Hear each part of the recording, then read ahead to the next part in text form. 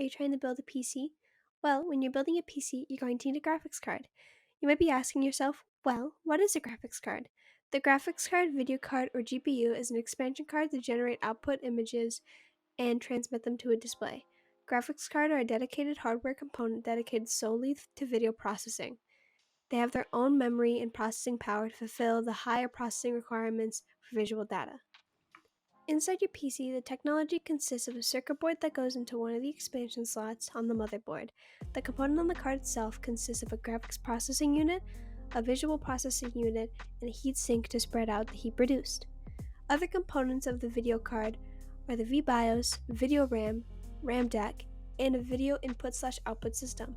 The three most common types of interfaces used to connect a monitor computer are VGA, DVI, and HDMI. In the early days of PCs, the CPU was responsible for translating information into images. The data was maintained in special memory spaces called frame buffers and was then transferred to the display. Many general-purpose CPUs didn't excel at performing these kinds of processes, and so graphics accelerators were created to handle some of the specialized work that the CPU was undertaking. This became more important as graphical user interfaces, GUIs, found in more modern operating systems such as Windows became more popular. These days, the term GPU is almost ubiquitous with a gaming computer. However, most CPUs have something called an integrated GPU, an iGPU. This is basically like a mini GPU that can do basic tasks, like browsing the web and other low-resource tasks. However, the caveat to this is that these integrated GPUs can barely run any video games or do any professional work. However, if you're looking for a glorified web browser as a PC, these integrated GPUs are good enough for you. As CPUs get better and better, this trend might change, but for now, a discrete GPU is necessary. I interrupt this video for really quick CELO's quick tip time! Configuration recommendation and troubleshooting. If the GPU does not work or if something is happening with your display on a Windows computer, try hitting Windows plus Shift plus B. This button should reset your drivers and any issue that is happening might be fixed.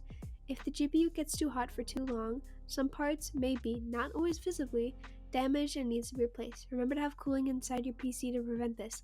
That's it for CELO's tip time!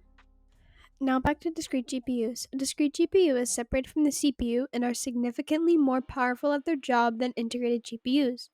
These discrete GPUs are basically required to run any modern video game and do most professional work that requires a GPU. However, there is always a downside, and the downside for discrete GPUs is the higher-end ones are ridiculously expensive.